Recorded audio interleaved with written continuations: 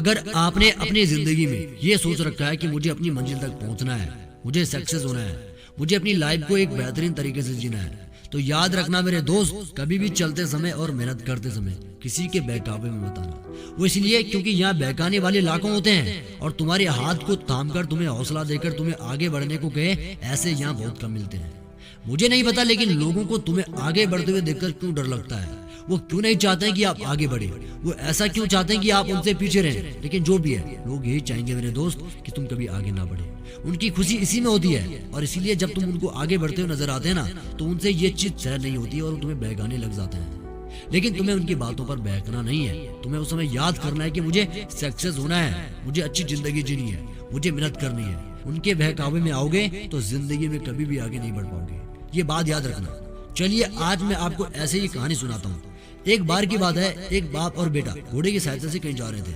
बाप ने बेटे को घोड़े पर बैठा रखा था और खुद पैदल चल रहा था।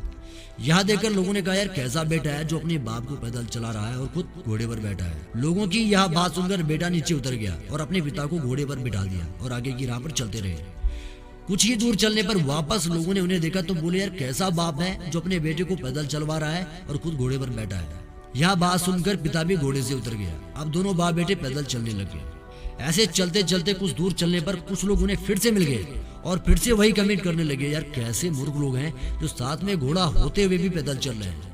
यह बात सुनकर दोनों बाप बेटे का दिमाग खराब हो गया। अब दोनों घोड़े के ऊपर बैठ गए और वहां से आगे की ओर निकल गए।